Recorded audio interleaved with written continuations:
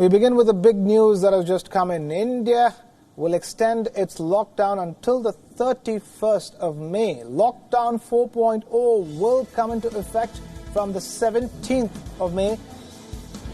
And in the meanwhile, India has recorded over 90,000 COVID-19 infections and more than 2,800 deaths. We have Kartikeya Sharma now joining us on the phone line for the latest. Kartikeya, talk to us.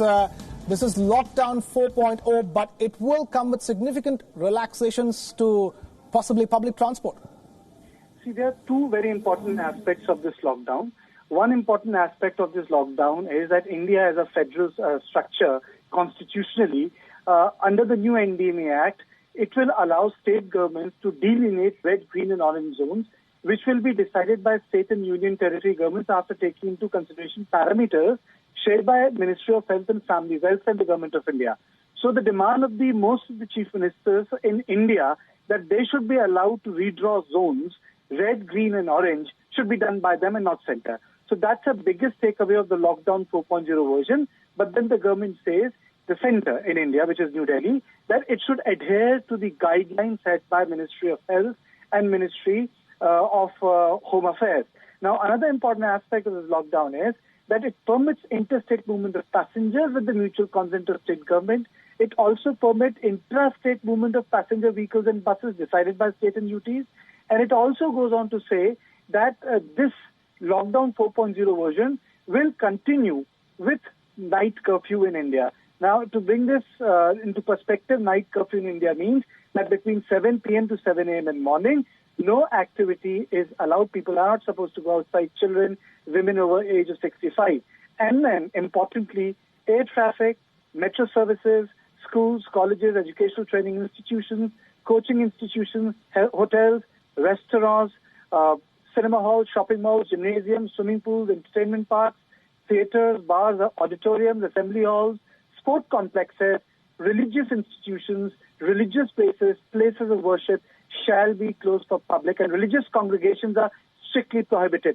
So lockdown 4.0 essentially retains every aspect of lockdown 3.0, but with one condition, that movement of people between states and in the state is allowed by the permission of the state government. And secondly, state can redraw their boundaries, which will allow them to create correct environment for economic activity. If you look at the release of the NDMA, it again states at the end of it that the state of the Union of India is empowering various state governments to ensure that economic activities take place in green zone. So I think this is the biggest takeaway of the lockdown 4.0 version. But containment zones, only essential activities shall be allowed. And I think all those parameters have been retained, including mandatory installation of Arogya Setu. Kartikeya Sharma joining us as the story is breaking. India is extending its lockdown until the 31st of May. It's going to be lockdown 4.0, details of which Kartikeya was just telling us. Kartikeya, this also means this lockdown also comes with the caveat that domestic and international air travel, obviously, and metro services continue to be suspended. Yes, all domestic and international air travel of passengers, except for domestic medical services or domestic air ambulances, or for security purpose, they will not take place, which are prohibited. Metro services are prohibited.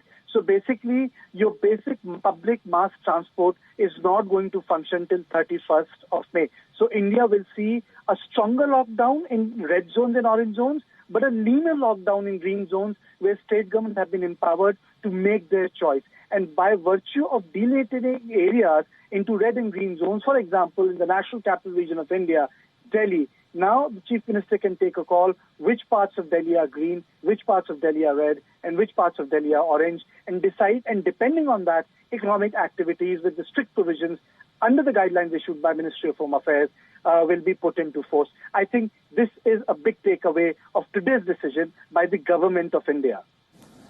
Kartikeya Sharma, putting it into perspective what lockdown 4.0 is all about, the whole of India will now split into different zones according to state governments, and lockdown measures and restrictions and relaxations, the decisions of which has been further devolved into the hands of the states. That's what Karthikeya was talking about. Karthikeya, in that sense, it's the central government signaling to the regional state governments that now it's up to you to identify what is the reality on the ground and impose restrictions as need be.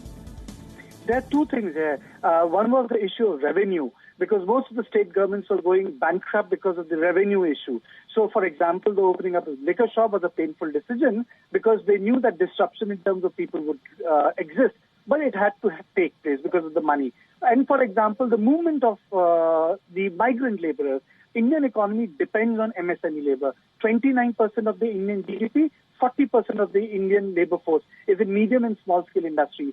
These are the people who work in one corner of the country, but remittances go to the other corner of the country. So in order to allow the movement and facilitate industrial production, it was I would say, important on part of the government to allow these people, the migrant labor who have suffered a lot of brunt during lockdown, to function as an important unit of economic activity. So for me, the perspective of Lockdown 4.0 is the movement of people as per the state, allowing the state government to divide the various territories into the zones, and zoning will help create a suitable environment for industrial production in MSME, for which more than 1 lakh crore was allocated when Nirmala Sitharaman held the press conference.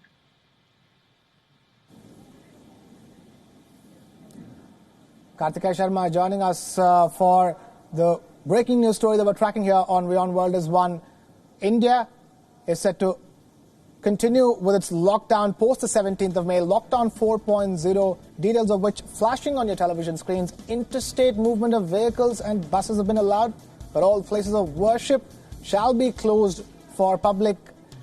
Religious gatherings have been strictly prohibited.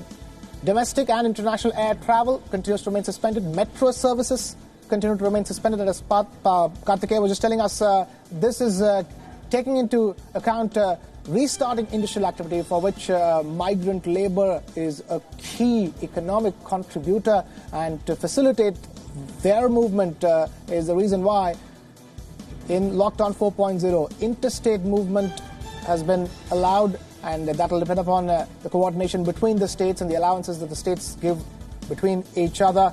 So that's the latest. India will be extending its lockdown till the 31st of May with crucial differences this time around. Post the 17th of May, states will have to identify their own red, green and orange zones and take action accordingly. Thank you, Karthikeya, for joining us.